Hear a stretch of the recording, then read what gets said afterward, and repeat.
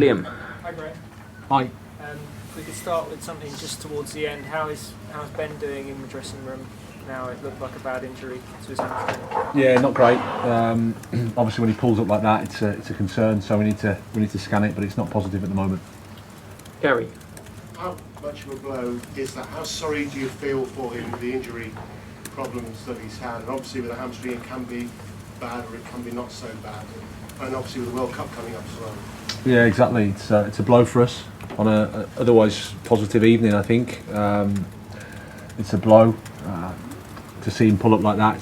It's not a great sight. So we fingers crossed that when we get it scanned, it isn't as bad like you say. It can be not as severe, but we have to fingers crossed at the moment. But clearly, we're disappointed. Hi Graham. Hi. Years ago you managed Ostersunds in the Europa League, now you're managing Chelsea in the Champions League. What are the main differences between the two competitions? What, the quality of the opponent, I would say. Quality of the opponent and the quality of the team that we have. We're at Chelsea, so the quality of the player is incredibly high. At Ostersund we were the underdog in every game, so slightly different, but I would say just the level of team and opponent and individual player. Matt Law.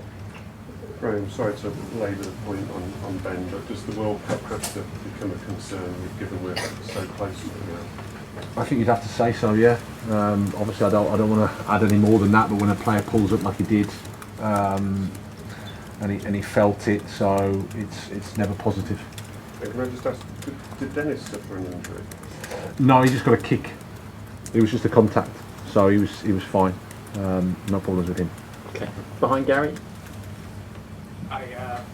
About Dennis, obviously his first start, he scores a goal. What did you ask him, and what did you see from him on the field? Always to be himself. I thought he did that well. He showed his quality.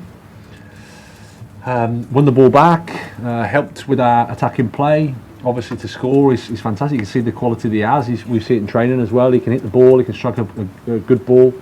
So I think it was a nice goal for him, nice goal for the team. It was an important goal for us. So happy for him that he contributed to the team performance and also to score. It's nice. Tom Roddy. Have you been able to speak to Dennis, or was it just from what you saw on the pitch, Graham?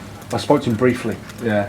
So he just felt something, and as he was setting off, obviously he's disappointed and he's upset.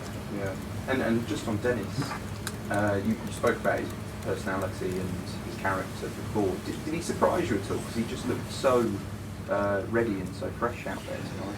No, he's been, as you'd imagine, frustrated and disappointed when you don't play. That's the life of a player. But he's handled himself really well. He's kept himself fit. He's trained really hard. He's supported the team, supported his teammates in a really good way.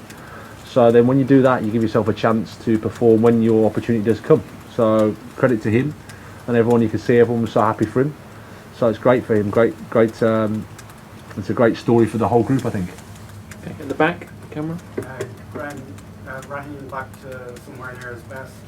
Is that going to convince you that he needs to play further forward more?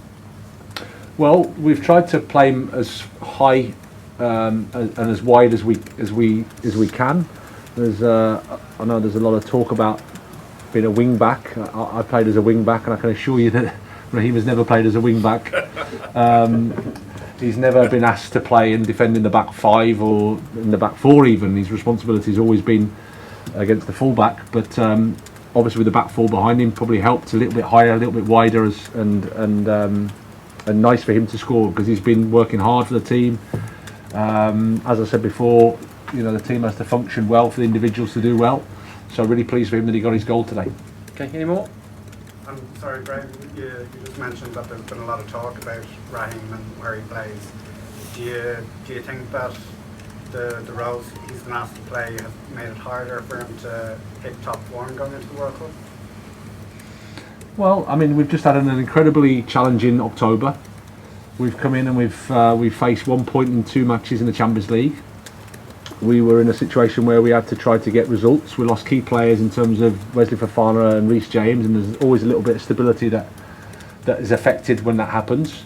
So a game every 2 or 3 days, not straightforward to find the right solutions. But in the end, we've had one defeat, I think, with 11. Yes, I think yesterday we were talking about pressure. I think it was my gentleman here.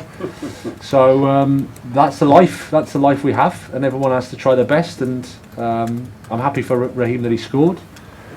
No one's doubting his quality here, that's for sure. Okay, we'll finish with Darren. Well, just one more on Ben, really, because you've been quite careful with him, haven't you? Yeah. So that must be equally frustrating after being so careful. Yeah. What happened to that? Is there ever any doubt that he wouldn't play tonight? No, he because he didn't play at the weekend. There was a thought that he could play tonight and have enough time to recover for the weekend.